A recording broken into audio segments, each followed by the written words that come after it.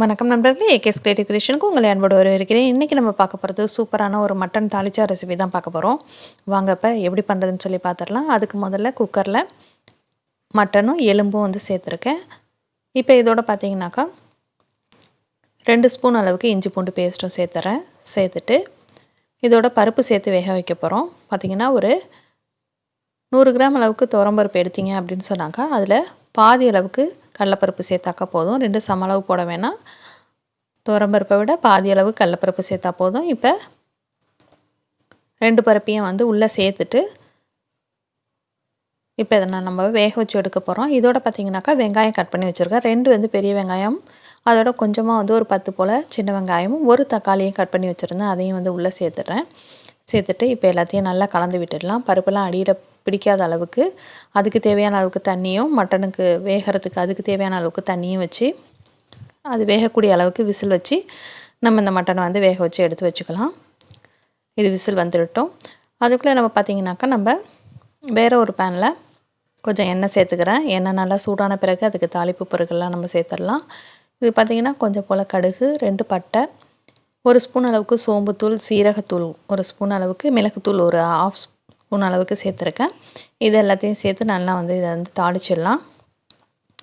தாளிச்சிட்டு இது நல்லா பொரிஞ்சோடக்கு இதோட ஒரு வெங்காயம் சின்னதாக வந்து பெரிய வெங்காயம் பொடி பொடியாக கட் பண்ணி வச்சுருந்தேன். அந்த வெங்காயத்தையும் உள்ளே சேர்த்துட்டு லைட்டாக இதை வந்து இது வதக்கிடலாம். இப்போ நம்ம வேக வச்சு எடுத்து வச்சுருந்தேன் அந்த மட்டனையும் எலும்பு பீசஸ் அந்த பருப்பு இது எல்லாத்தையும் வந்து இந்த பேனில் வந்து சேர்த்துறேன். சேர்த்துட்டு ரொம்ப திக்காக இருக்கிற மாதிரி இருந்தால் கொஞ்சமாக வந்து தண்ணி சேர்த்துங்க. ஏன்னா ஏற்கனவே நம்ம பருப்புலாம் சேர்த்ததுனால கொஞ்சம் திக்காக தான் தெரியும். உங்கள் கன்சிஸ்டன்சிக்கு ஏற்ற மாதிரி நீங்கள் வந்து தண்ணி கொஞ்சம் ஆட் பண்ணிக்கலாம். இப்போ இதோட கொஞ்சம் போல் மஞ்சள் தூள், 1 ஸ்பூன் அளவுக்கு மிளகாத்தூள், 1 ஸ்பூன் அளவுக்கு மல்லித்தூள் எல்லாம் சேர்த்தாச்சு. சேர்த்துட்டு நல்லா கலந்து விட்டுடலாம்.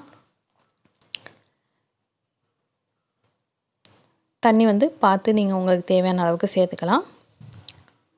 இப்போ இதோட பார்த்திங்கன்னா நம்ம காய்கறி சேர்க்க போகிறோம். இதில் வந்து வாழைக்காவும் நான் உருளைக்கிழங்கு கட் பண்ணி வச்சுருக்கேன். நீங்கள் வந்து இதில் மாங்காய் சேர்க்குறதுனால சேர்க்கலாம், இல்லை வந்து கத்திரிக்காய் கூட சேர்க்கலாம். நான் வந்து இன்றைக்கி உருளைக்கிழங்கும் வாழைக்காய் மட்டும் சேர்த்துக்கிறேன். இதை சேர்த்துட்டு இதை வந்து நல்லா வேகணும். கொஞ்சம் நேரம் இதை வந்து நான் கொதிக்க வச்சு வேக வச்சிடலாம். இப்போ இந்த காய்கறிகள்லாம் ஓரளவுக்கு முக்கால்வாக நல்லா வெந்துருச்சு. இப்போ வந்து தேவையான அளவுக்கு உப்பையும் சேர்த்துட்றேன். சேர்த்துட்டு மிக்ஸ் பண்ணிடலாம். அதுக்கு முன்னாடி நம்ம சேனல் நீங்கள் இது வரைக்கும் சப்ஸ்கிரைப் பண்ணலன்னா கீழே இருக்கிற இடத்துல சப்ஸ்கிரைப் பட்டன் அமைக்கி சப்ஸ்கிரைப் பண்ணுங்கள். கூடவே பக்கத்தில் ஒரு பெல் சிம்பிள் வரும், அதையும் ப்ரெஸ் பண்ணிடுங்க. அதில் ஆளுங்கிற ஆப்ஷன் செலக்ட் பண்ணிடுங்க. அப்போ தான் நம்ம சேனலில் போகிற எந்த வீடியோவும் உங்கள் மொபைலுக்கு நோட்டிஃபிகேஷனாக உடனே வரும்.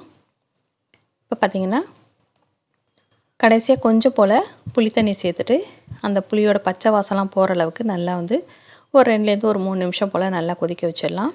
கொதிக்க வச்சா அவ்வளோதாங்க. நமக்கு ஃபைனலாக வந்து கொத்தமல்லி தலைகள் வந்து கொஞ்சம் தூவிடுங்க.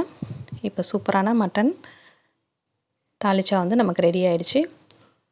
இப்போ அதை சர்வ் பண்ணிடலாம். சூப்பரான ஒரு மட்டன் பிரியாணியோட இதை சர்வ் பண்ணிங்க அப்படின்னாக்கா ரொம்ப அருமையாக இருக்கும். வீடியோ பிடிச்சா லைக் பண்ணுங்கள், ஷேர் பண்ணுங்கள், முக்கியமாக கமெண்ட் பண்ணுங்கள். வேறு ஒரு இன்ட்ரெஸ்டிங்கான வீடியோ உங்களை மீண்டும் சந்திக்கிறேன். வணக்கம்.